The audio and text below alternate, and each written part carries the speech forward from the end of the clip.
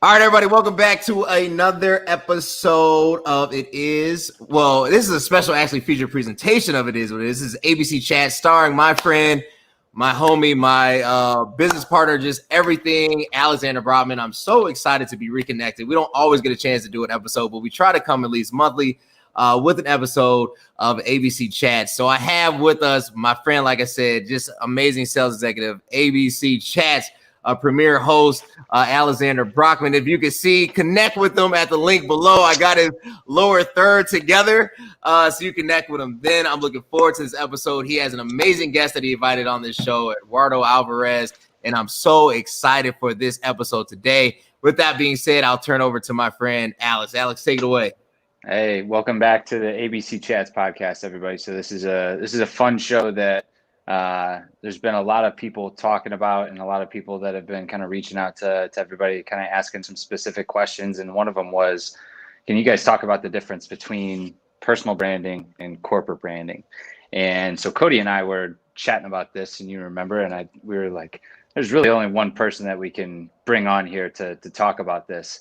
And that person, luckily accepted our invitation. So that person is sitting in front of us. It's Eduardo Alvarez. And so after, Eduardo's got a rich history in this spectrum. And, after completing his undergraduate education at New York's Fordham University, Eduardo started his career working for the government of Puerto Rico, leading the office in Boston. And after 1 year of working in the private sector, he was offered a position with the Bank of Boston as an international banker, working in the Americas, working in Africa, working in Europe. And then after about a decade in banking, took all of those professional skills and strategic branding expertise into kind of the design world. And Eduardo specialized in helping financial institutions and basically become more competitive in understanding the mechanics and the mindset of branding, all the things that we're going to be talking about now. But over the last 5 years, Eduardo, after completing a change leadership graduate program at Columbia University in New York, Eduardo is focused on his energies on developing culture and executive coaching engagements in a variety of businesses and non-for-profit organizations. And so I don't know what else, what other room there is to go fill in there, Eduardo, but let everybody know, just anything that I missed. Did I botch it? Did we get it all right? How's that sound? Not at all. Perhaps a little too much. But I mean, but I'm old, so I mean, for a while. No, it's Eduardo and Cody and I all share a similar path. We all worked for a great company in the Midwest called Newground, and so there was several different companies that Newground has in its holding company, but we were all part of either Newground or Adrenaline, and so that's where all of us had met. And I've worked with Eduardo countless times. We've gone to some of the most rural portions of the Midwest together, and so bringing this, and then bringing Eduardo, the New York Eduardo Alvarez. It was very entertaining to see people's reactions to just kind of the experience and the expertise and all these different things. But it was truly probably two of the best years of my life working with Cody and working with Eduardo, and kind of learning from these just savvy professionals. And when Cody and I were talking about, okay, so how do you break down the difference between what does it actually mean to have branding? What does that mean? Like we said, there's really only one person that we wanted to be able to share some of that. And we're lucky enough to have Eduardo with us. And so I would just love to dig in. First question right off the bat, Eduardo, when somebody says what is branding, what does that mean? What's like the technical definition of branding? Are you able to share that with us? Before I do, I'm going to turn the tables around and ask you a question. Ooh. It's, think a little bit, the concept of brand and branding, and I'll explain that in a minute. Okay. When do you think it surfaced among humans? When do I think branding surfaced among humans? Man, Just quick one. quick one. Give me a year, a century. First century. First century. You were off by 2,800 years. Branding first surfaced with the Egyptians. Really? Basically by marking cattle to make sure that your neighbor didn't steal your cows. Interesting. Branding goes all the way back. And the same way that they did it with cattle, then, when you get to the Roman with wine, so the carafes of wine or it's the barrels, whatever it is, actually had imprinted the region, the grape, and the year. So really, not much has changed over the past 3,000-4,000 years. I mean, in preparing for this podcast, I sort of looked back into that. I said, wow, this is really, it's fascinating. So branding is part and parcel of human life, or has been for 5,000 years. Now, as to your specific question, what is brand? And there's confusion about brand and branding. I'm going to give you, it's a mind for about 25 years.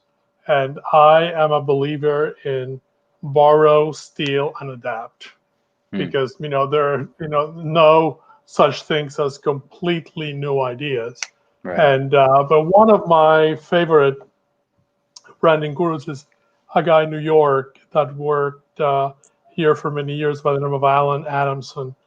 And he distinguishes between brand and branding, which I thought it was very well done. Brand being a collection of associations that lives in your brain. And, and they're there because of all the stimuli that you get from the outside world. If I say Coca-Cola, something pops up. If I say Tylenol, something else pops up, or Apple, or United Way. So really, it are those images of, a product or a service or an organization, for that matter. So that is the brand, the concept of brand. Concept of branding is really about developing a process of creating what he calls signals. And it's those signals that trigger then, that's those associations that are in your brain. So there are two different things. One is brand as such as that stamp, if you will, and branding is what happens. Be a logo, that could be corporate colors, that could be storytelling, that could be TV ads, whatever it is. Those are the signals that trigger, that concept of brand. But the most important thing is that together, the ultimate reason or the ultimate goal for brand is really to meet a critical need in the consumer. If the consumer does not have a need, there's no reason for the product or service or institution that you have. And that need is relevant, and that need needs to be differentiated. And if you look around in terms of what the definition of brand is, the word differentiated comes up again and again and again. And I think that works for corporations, and that also works for the personal branding that you were talking about, a few minutes ago. So that, in essence, is where I start, my work as a brand practitioner. I don't like to use the word consultant. Too many consultants in the world, and not enough practitioners. So, that's where I come from in terms of brand. Does that make sense? It makes perfect sense. It makes perfect sense because there's, the difference between branding and brand, there's all the different definitions. There's all the different things that we can come up with. But how does a company, go about the process of establishing their brand? What is there, kind of a blueprint, or there mechanics to it? What's that like? Can you describe that for us? Yeah, that's where the practitioner comes in. Okay, there it is. If you will, and in all my years doing this for different types of companies, but especially financial institutions, as you mentioned before, and I know that when we were preparing for this program, we talked about 5 different phases, and rethinking it later on, I said that's getting too complicated. Ooh, got a And fresh set of ideas coming. I've basically come up with 3 different levels. Okay. Most of my colleagues will do something like this, whether it's 3 or 5 or 8. There has to be a process. And I like to call it mechanics, because the mechanics is something that implies strength, force, change, movement. And that's one of the most important things in branding, especially in today's world, movement. If a brand is static, a brand dies. A brand has to live on. And it's so the 3 categories in my mind when I start a project, the first one is what I call the analytic, the second, and the third, the developmental. So then it's a mouthful, but bear with me, and I'll try and make it as simple as possible. Perfect. The analytic is when I go as a practitioner with a team, much like you and I went to teams in Iowa, and it's and we learn the business of the client. That's role number 1. Learn the business plan, learn the business model. You don't have to be an expert. It's if the business is growing corn, but you should know something or other about how the farming works. It'll help.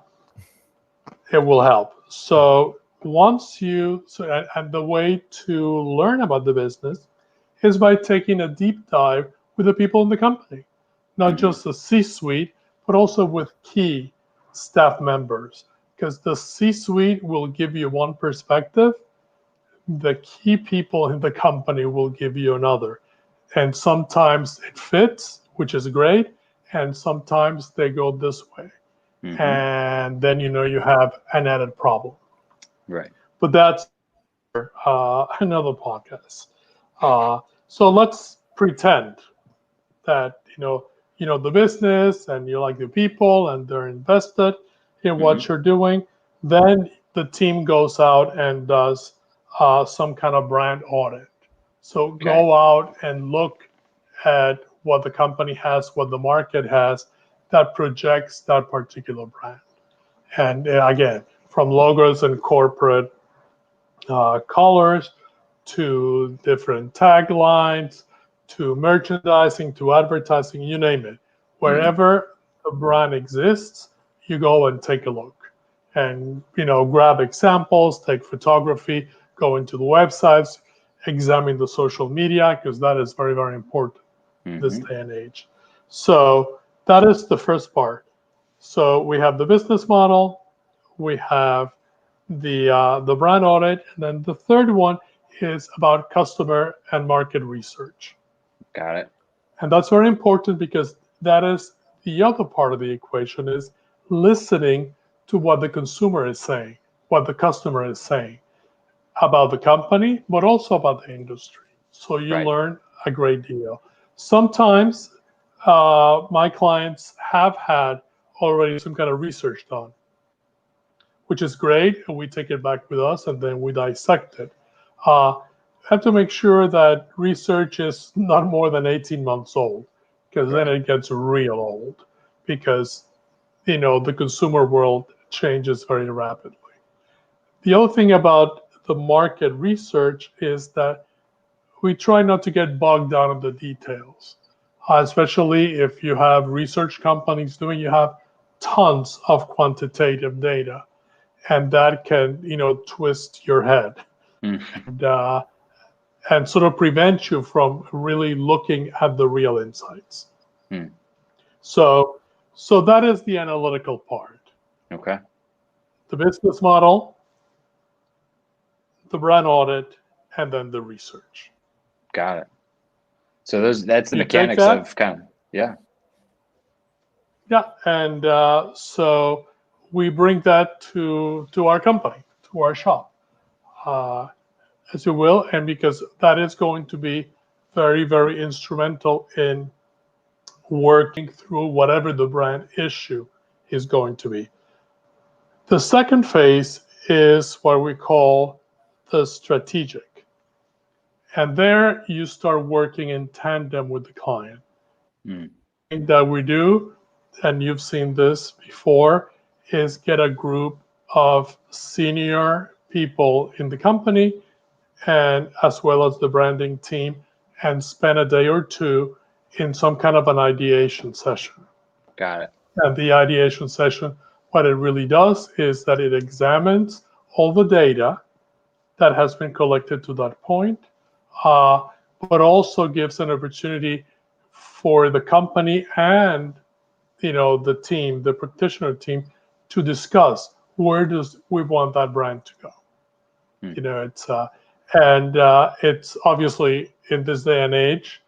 I haven't actually. I did try it several years ago. I did do a small ideation with a group in Canada through technology, Yeah. and it worked very well. But my choice is to do it in person. Right. It's we'll see where things take us in the future.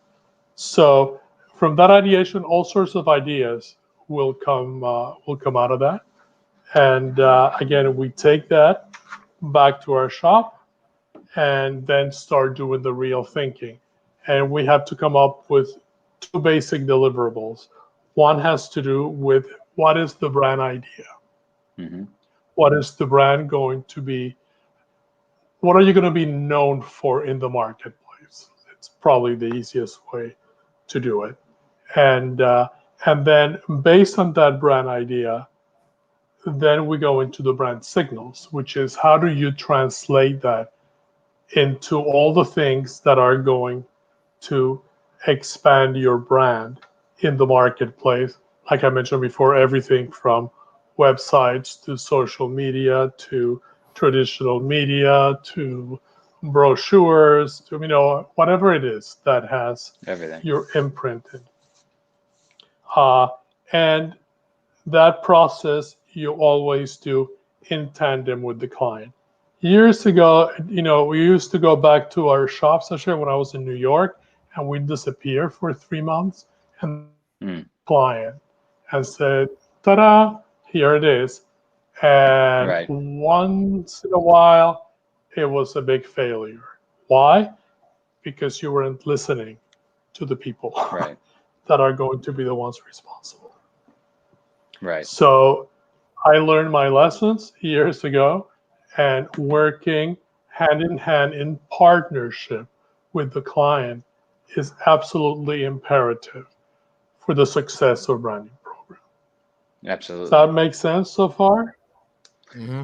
Yeah. I mean, just like the lesson that you said, it kind of sounds exactly like, traditional processes going from, back in the Industrial Revolution, let's figure out what we're going to do. We'll go away and we'll do it. And then we'll come back and we'll deliver it to you, is now switching more into this, for the last 20 or 30 years, it's been switching more to the agile methodology where, the professional services, the practitioners are working in tandem with owners from the client side, and they're working to create outcomes together. And a lot of people are still trying to embrace this methodology, but it does create better outcomes. And so I think, that you bring up a very valid point, that you have to have the people on the client side be able to be fully available, assign somebody that is their, quote unquote product owner, or the engagement owner that is really, kind of that has the ability to sign checks, that has the ability to make decisions, that has the ability to make the calls, because that's going to be something that helps the efficiency of the process, that also helps, make sure that, just like you said, you don't go away and then you come back and say, look at all this amazing stuff that we did. And they say, I have no idea where you came up with any of this, because that does not resemble us. No, and that didn't happen a lot, but it has happened. I think you learn from that. It's I have to be honest. So once we have all this, so we have the analysis and we have the strategy, then the other thing that this process involving the client helps with is if the client can own the process. That is very important. Next, and the final phase, which is what I call developmental. And that has two parts. One I call the pull in, and the other one the push out, which are cutesy terms for basically saying an internal launch and an external launch. Internal being the people that need to live the brand on a daily basis, and external obviously is your consumer and your market at large. Now, it's interesting that the pull-in and that cultural part, we didn't pay a lot of attention to it for many years.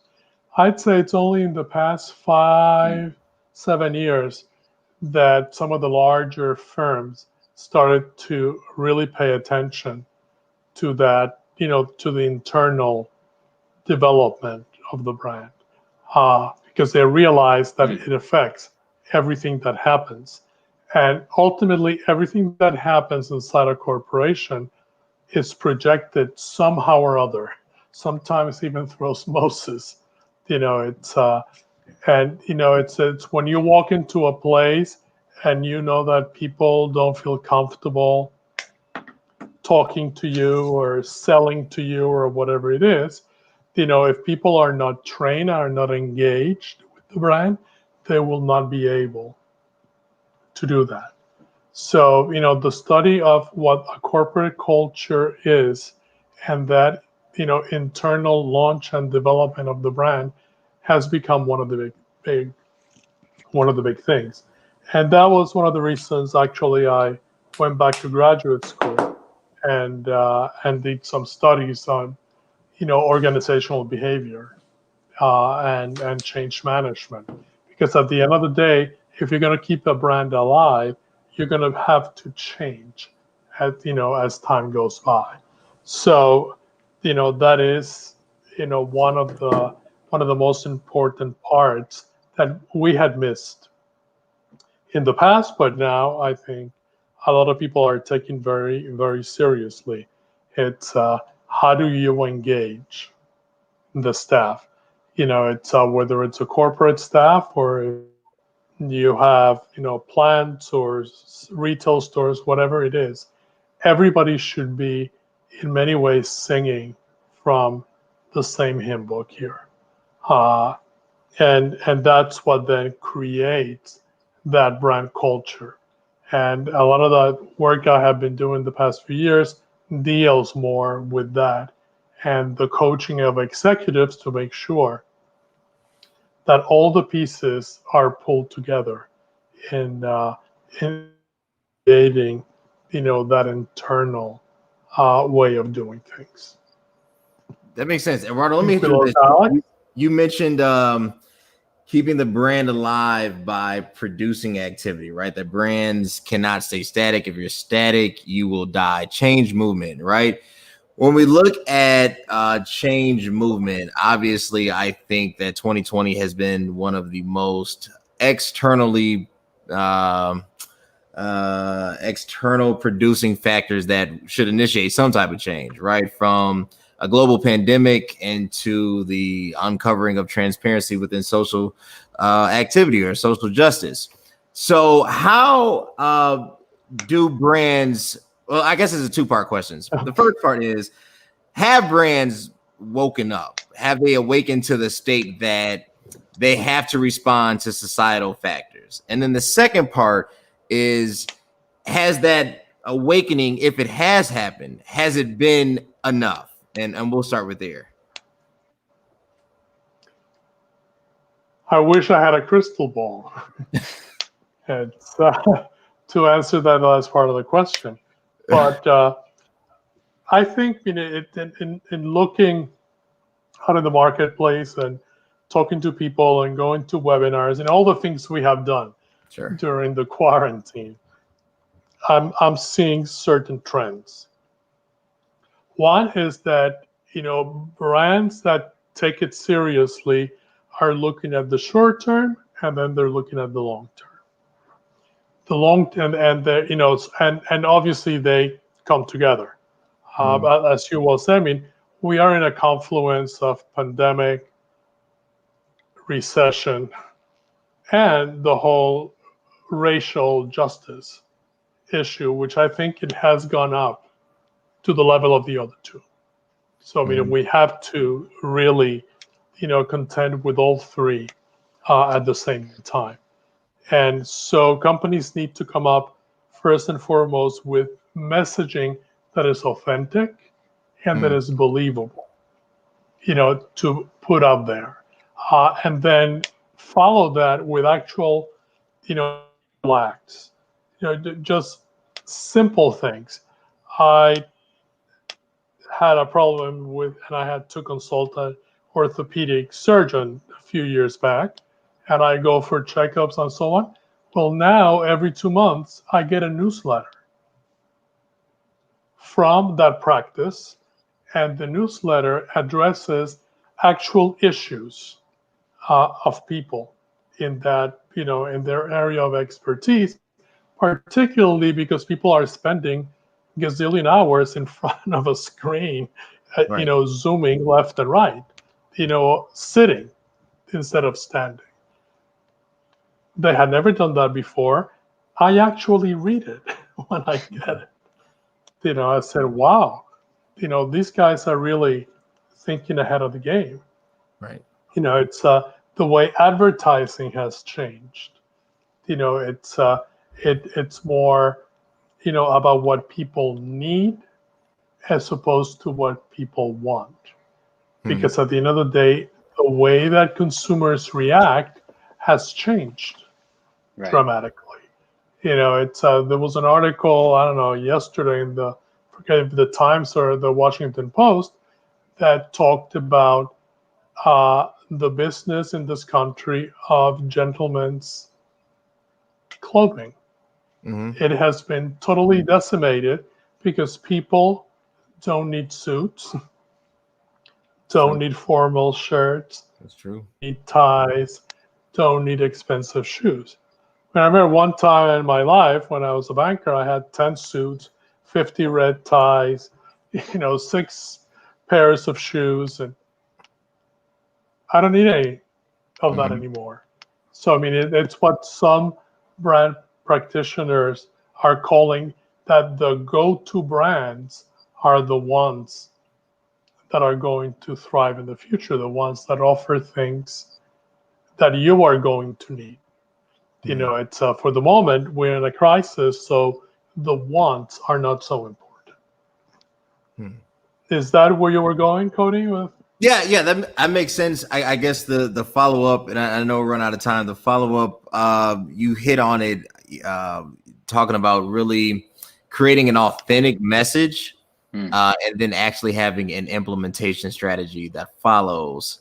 Do you think corporations are forced to respond out of pressure instead of out of authenticity?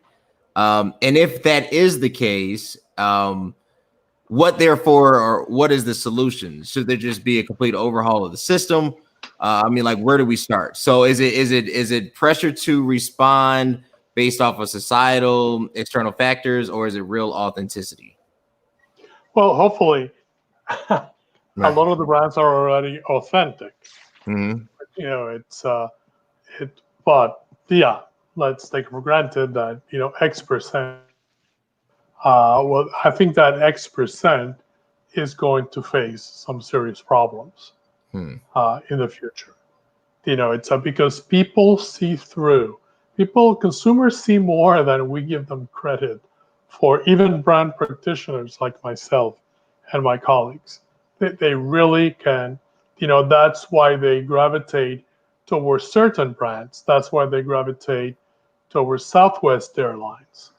They trust Southwest to get me from point A to point B in the United States of America. That's very important. They trust Apple, of course.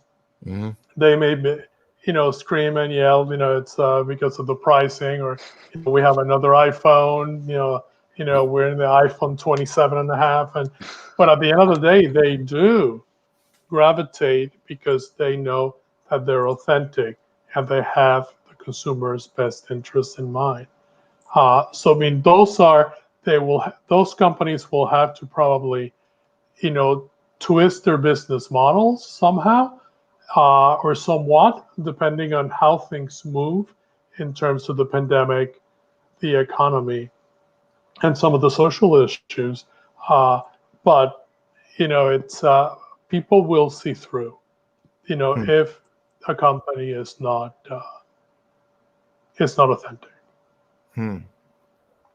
Yeah, I think that authenticity goes two ways. And Cody, you let me know if there's anything else that comes to mind. But like at the start of the pandemic, and there's two examples. One example, at the start of the pandemic, it looked like one agency basically did ads for quite literally every different company. And I posted about it on LinkedIn. It looked like every company had the same, hey, we're all in these uncertain circumstances. Right. We're all in this together. We're here for you. Just let us know. And it looked like and there were big names in there. There was, there was a ton of people in there. And then there's also, kind of the same thing that happened when, sort of some of the Black Lives Movement stuff started happening earlier this year.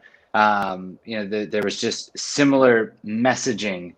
And so I think that's where, Eduardo, I think, and you let me know if I'm wrong, but that authenticity, if it just sounds like what everybody else is saying, even though you may mean it, it doesn't really seem authentic because it's getting lost in what everybody else is already saying. Cody, was there anything else anything that Eduardo was saying that jumped out at you? Yeah, I think it's I do think there are similar patterns to how the message is being communicated. I also think that when you don't have a solution, you look for the answer that will create less havoc, right? So, and what I mean by that is because we do have on an organizational level a lack of diversity, or we have this, or we don't have this addressed. We answer it by not making ourselves look terrible. So it's the lesser of the two options.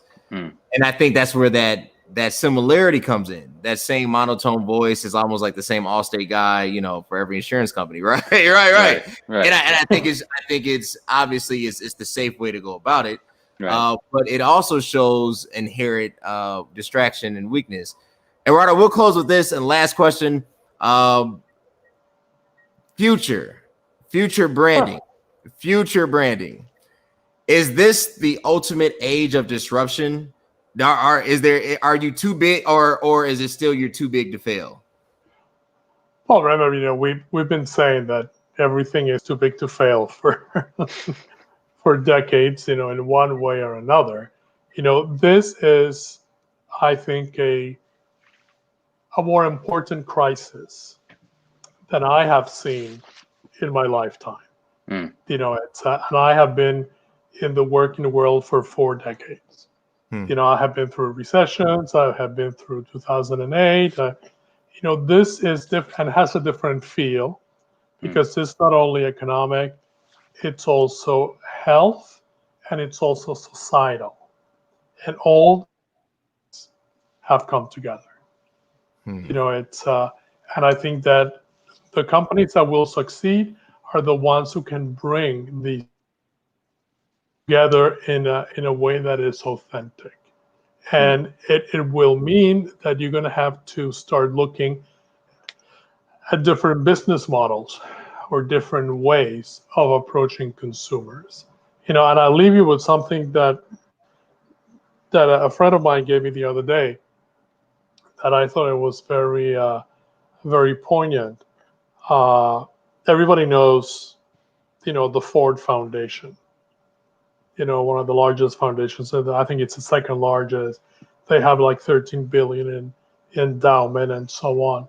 And it's this day and age is being led, the top guy, the CEO, is an African American. So he looks at things a little bit differently.